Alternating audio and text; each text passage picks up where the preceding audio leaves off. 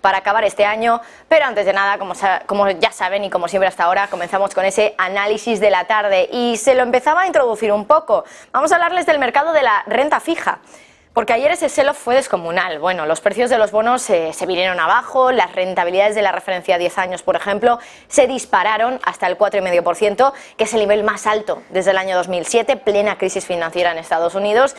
Y lo que está claro es que el mercado de bonos está sufriendo. Lleva años haciéndolo ya. Claro, el año pasado los inversores en renta fija perdieron dinero. Fue uno de los peores años de la historia para los inversores en bonos. Y todo apunta además que este año 2023 va a pasar lo mismo. Van a volver a perder dinero. A pesar de que a finales de 2022 muchos nos decían que ya era el momento de apostar por la renta fija.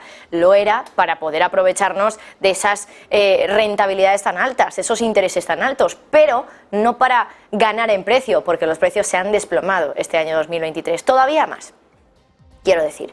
Bueno, en pleno tumulto en el mercado de bonos, al Tesoro de Estados Unidos se le ha ocurrido algo en los últimos meses.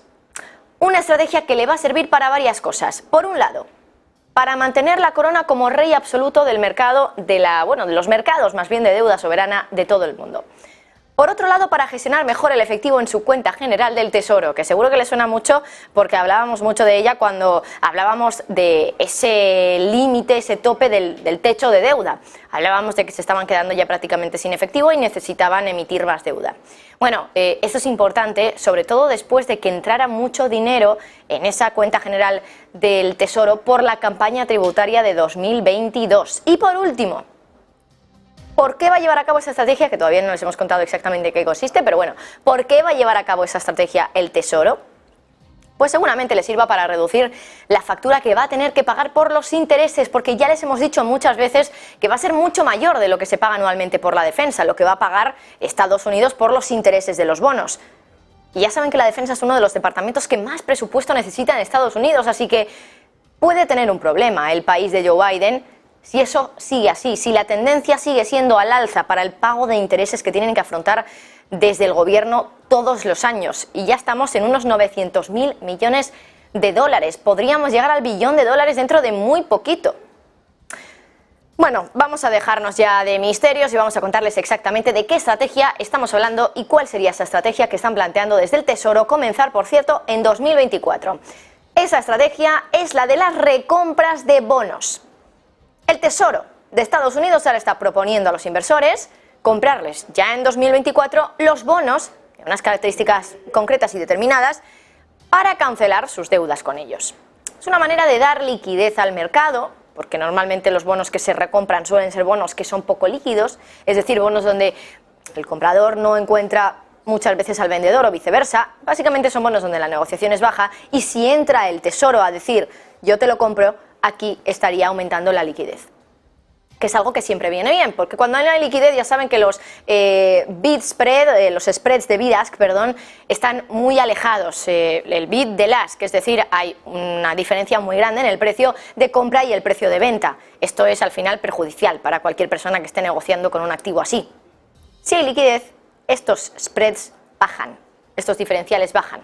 Y eso es positivo. Bueno, esto es algo que Estados Unidos, lo de la recompra de bonos, lleva sin hacer desde hace ya 20 años.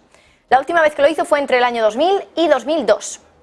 Y es que para recomprar bonos el Tesoro necesita dinero, claro, necesita efectivo, eso una. Pero otra es que necesita que esos bonos hayan bajado de precio. No tiene ningún sentido ponerse a gastar efectivo, a recomprar bonos cuando están carísimos. Porque además, si están carísimos, eso indica que sus intereses están bajos, con lo cual, ¿por qué le iba a interesar a Estados Unidos comprar algo caro que encima no le estaba suponiendo mucho dinero porque los intereses que estaba teniendo que pagar por esos bonos son muy bajos? Bueno, la cuestión es que en mayo de este año el Tesoro anuncia que 20 años después va a retomar esta estrategia. Bueno, 22 para ser concretos. Lo que se ha dicho es que el programa de recompra de bonos va a empezar en 2024 y que empezaría con una cantidad de 30.000 millones de dólares por trimestre para dar liquidez al mercado y 120.000 millones para el primer año por motivos de gestión del efectivo. Pero vamos a indagar un poquito más allá para entender por qué hace todo esto ahora mismo el Tesoro de los Estados Unidos. Antes ya les planteaba que uno de los motivos que puede tener ahora el Tesoro para hacer esta recompra de bonos es ahorrar dinero en el pago de intereses, que muy probablemente acabe convirtiéndose en la partida que más dinero se lleve de los presupuestos. Y es que ya saben que ahora los bonos han bajado mucho de precio, y lo decíamos justo al principio, el Tesoro, el bono del Tesoro estadounidense a 10 años, está cotizando en su nivel más alto en rentabilidad de 2007. Hace muchísimos años, desde la crisis financiera, que esos intereses de los bonos a 10 años no estaban tan altos. ¿Eso qué significa? Que los precios han bajado mucho. Son bonos, vamos a ponerles un ejemplo, que por ejemplo, fíjense o imagínense un bono que ha sido emitido hace 3 años y fue emitido con un nominal de 100, el bono vale 100, con lo cual una persona que compra ese bono ahora, lo compra a 100, desembolsa 100, imagínense que tiene un tipo de interés o una rentabilidad del 3%, todos los años se le van dando $3, imaginemos que son $100, pues $3 todos los años de rentabilidad, y luego al final, al vencimiento de ese bono, se le devuelven los 100 otra vez. Bueno, pues imagínense que ese bono, emitido hace 3 años, es emitido a 100, y ahora, claro, han bajado tanto los precios de esos bonos y han subido tanto esos intereses que a lo mejor ahora pues el interés está en lugar del 3% al 5 o al 6%, pero el precio de ese bono está a 70, por esa relación inversa que tienen las rentabilidades de los bonos con los precios. Les recuerdo, bono con nominal de 100, se ha emitido a 100 y ahora vale 70 en el mercado secundario. Ahí el Tesoro tiene 2 opciones, esperar a vencimiento, devolverle 100 al inversor y pagarle mientras tanto intereses al tenedor de ese bono durante todo ese tiempo que quede hasta el vencimiento. Intereses que antes les decíamos, por ponerles el ejemplo, del 3%. O puede hacer otra cosa. Si tiene suficiente efectivo, porque para hacer esto hay que tener dinero líquido, si tiene suficiente efectivo, puede aprovechar ahora ese efectivo para comprarles a esos inversores esos bonos a los precios a los que están ahora, 70 y no 100, que es el precio al que se emitió ese bono. Esos bonos, claro, si los recompra el Tesoro, ahora pasan a ser del Tesoro. El Tesoro no tiene por qué devolverse la deuda a sí mismo, con lo cual cancela esa deuda. Y se cancela habiendo pagado 70 y no 100. Y además sin haber pagado los intereses que le quedaban por pagar hasta el vencimiento de ese bono. Con lo cual recompra, más barato, no tiene que devolver 100, sino solo 70, a pesar de que a ellos le han prestado 100, y además no tienen que pagar los intereses que tenía que pagar hasta el vencimiento. Bueno, el propio Tesoro ya ha hecho alguna vez un análisis de cuánto dinero podrían haber ahorrado si hubieran recomprado bonos en un periodo determinado. De hecho, hay un análisis que hemos encontrado, que ha hecho el Tesoro, entre el mes de marzo y el mes de julio de este año. Dicen que si entonces hubieran completado un programa de recompras por 300.000 millones de dólares, habrían bajado los gastos por intereses del Tesoro en unos 225 millones, que cuando hablamos de miles de millones, pues hablar solo de millones parece poco. Pero es muchísimo dinero, piensen en todo lo que se puede hacer con 225 millones que se ahorran de pagarles a los inversores del mercado de deuda, y pueden gastar, por ejemplo, en carreteras o en hacer un hospital. Claro, para hacer eso hace falta tener liquidez, como les decía antes, hace falta tener efectivo, tener dinero. Pero ahora dice el Tesoro que están en un momento en el que ha habido muchos ingresos en la cuenta general del Tesoro por la campaña tributaria que ha sido de récord en 2022. De hecho, los ingresos por impuestos de 2022 han sido los más altos desde que hay registros. ¿Y por qué fue? Sobre todo gracias a la subida de los salarios, a la inflación y también a algunas leyes que se hicieron en época de la pandemia. Ahí tenemos entonces un motivo por el que el Tesoro puede querer lanzar ese programa de recompra de bonos. Básicamente porque puede al final ahorrarse dinero recomprando bonos que han bajado mucho de precio y luego vuelve a emitir bonos a unos tipos que muy probablemente en el futuro, en 2024, cuando empiecen con este programa de recompra de bonos, hayan bajado. Porque ahora, insisto, los intereses de los bonos están al nivel más alto desde 2007. Bueno, hay otros motivos. El otro gran motivo de realizar este programa de recompra de bonos está en la liquidez del mercado, en dar liquidez. Eso sí, bueno, esa liquidez no implica ser el garante de que el mercado de bonos no se tambalee. De hecho, desde el Departamento del Tesoro han dicho que las recompras de bonos no van a servir para abordar periodos de tensión aguda en el mercado. Que para eso está la Fed, que tiene como mandato garantizar la estabilidad del mercado financiero. Bueno, y es que la liquidez del mercado de bonos más grande del mundo, de hecho, ha sido un problema bastante importante en el último año por culpa de la volatilidad provocada por la subida de tipos de la Reserva Federal. Pero el tercer gran motivo también por el que el Tesoro quiere lanzar ese programa de recompra de bonos es simplemente hacer una buena gestión de su cash, de su efectivo. Porque como les decía antes, han tenido mucha entrada de efectivo por esa gran campaña tributaria de 2022. También les decía, Estados Unidos está en un momento donde ha ingresado mucho dinero por impuestos. Su cuenta general del Tesoro ha subido mucho. Y eso dicen desde el Tesoro que podría crear desequilibrios para el contribuyente. Vamos, parece que Estados Unidos utilizaría esta estrategia para cancelar deuda a tipos altos, emitir deuda nueva a tipos más bajos, porque ya saben que se espera que para el año que viene, que es cuando van a emitir este programa de recompras, los tipos hayan empezado ya a bajar, los tipos del mercado secundario de la renta fija, porque estén empezando a descontar, antes de que vaya a ocurrir, por supuesto, que la Fed va a bajar los tipos de interés. De hecho, ahora el mercado cree que podría ocurrir esa bajada a finales de 2024, pero pueden pasar muchas cosas de aquí a un año. Si la economía se tambalea lo más mínimo, es probable que la Reserva Federal diga: voy a empezar a bajar tipos de interés, o voy a por lo menos ir avanzándole al mercado que lo voy a hacer. Y eso va a hacer que los intereses en el mercado de la deuda secundario, en el mercado secundario, ya empiecen a bajar. Con lo cual, eso hace finalmente que en el mercado primario, en las subastas que hacen los gobiernos, también esos intereses puedan bajar. Y le pueda salir más barato a Estados Unidos emitir deuda.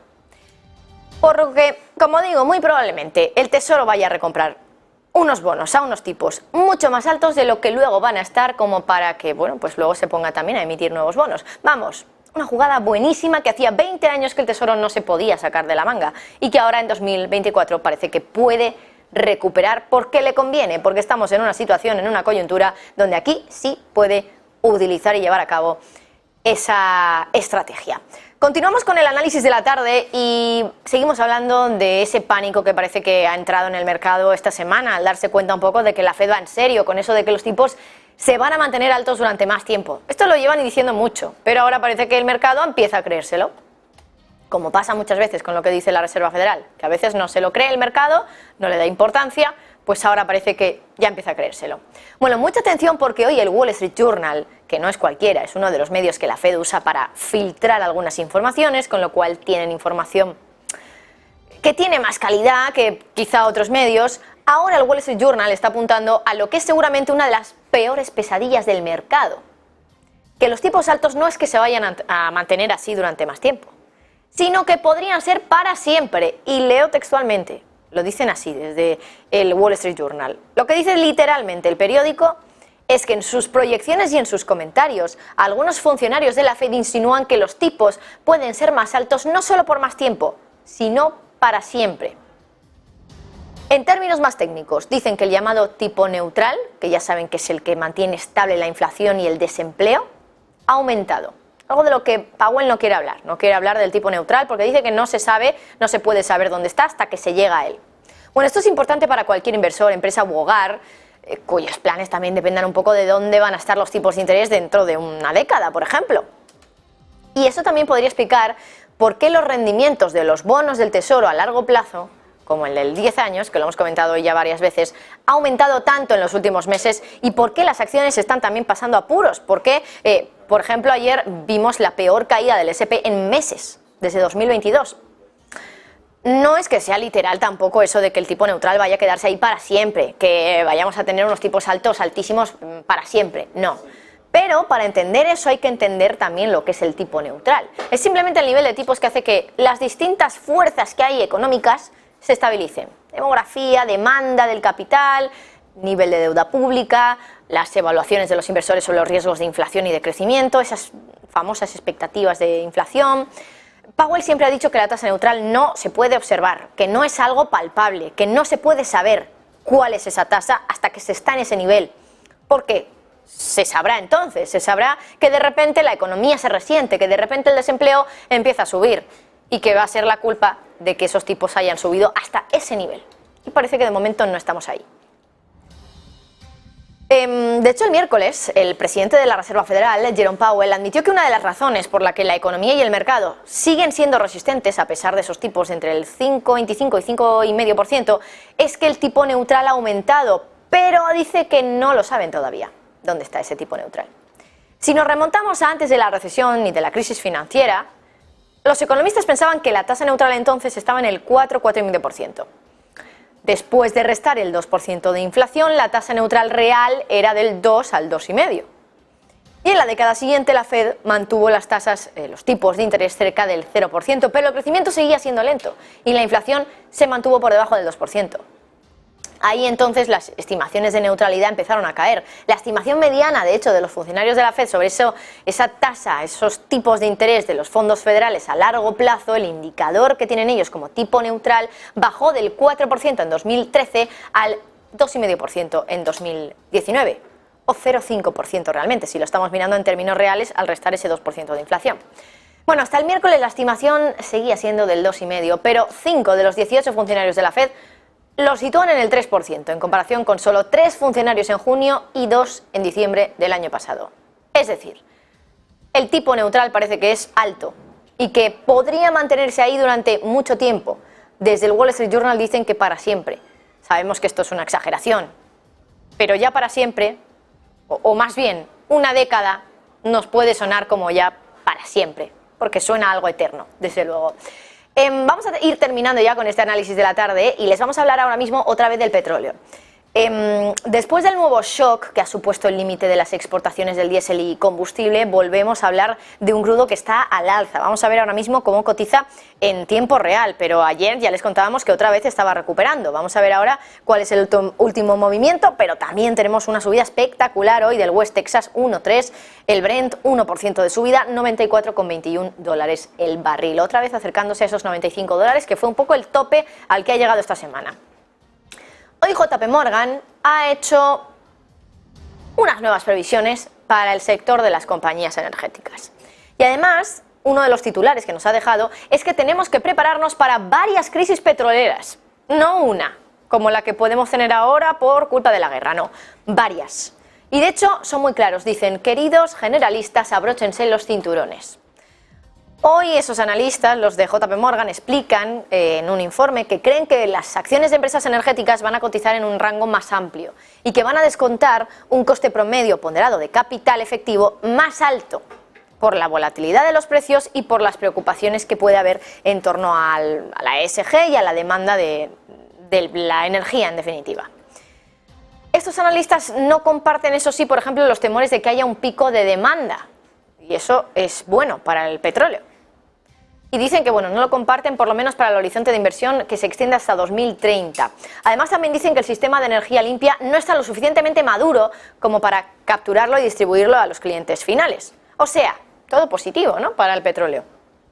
Dicen que como resultado esto ejerce una mayor presión sobre los combustibles tradicionales para llenar ese vacío que todavía están suponiendo las energías renovables y para satisfacer el creciente crecimiento de la demanda liderado sobre todo por los mercados emergentes. Dicen, claro, si no se aumenta el gasto de capital en petróleo y gas, porque, insisten, se va a necesitar y a seguir necesitando petróleo y gas, si no se invierte más en ello, dice que corremos el riesgo de sufrir déficits energéticos y una inflación aguda en todo el complejo de las materias primas, y que creen que esto puede conducir básicamente a múltiples crisis energéticas impulsadas por el petróleo en esta década. Y dice, potencialmente mucho más graves que la crisis del gas que se va a ver en Europa, o que se vio en Europa en 2022. Además, dicen, sirve esta lectura para posicionar firmemente a la OPEP al volante de lo que es el mercado petrolero mundial para tomar mayores medidas de participación del crecimiento de la demanda, mientras también ayudan a mitigar esos fuertes movimientos de precios en cualquier dirección. También otra nota interesante que comentan los analistas de JP Morgan es que no creen que los precios del petróleo en un rango de 100 a 120 dólares puedan ser destructivos para la demanda. Ya sabemos que cuando el petróleo sube mucho, la gente directamente prefiere no gastar, no tener que repostar y pues quedarse en su casa en lugar de hacer quizá un viaje a cualquier sitio en su coche. Lo hace a lo mejor de otra manera, con un transporte que sea más barato, y eso al final hace que se destruya la demanda y que los precios vuelvan a bajar. Bueno, pues dicen que esos 100, 120 dólares, el rango donde podría cotizar el petróleo, no van a destruir demanda, porque eso implicaría que la participación del petróleo en la economía mundial sería inferior al 4%, y no creen que vaya a ser así. Así que prepárense porque JP Morgan, el principal banco, el mayor de Estados Unidos, cree que un petróleo a 100, 120 no destruye demanda, que vamos a vivir con ello y que si no se invierte más en petróleo y gas, que los vamos a necesitar de aquí a los próximos años, por mucho que se hable de energías renovables, si no se invierte más puede haber muchas crisis petroleras y gasistas. Bueno, hasta aquí el análisis de la tarde del día de hoy, del viernes.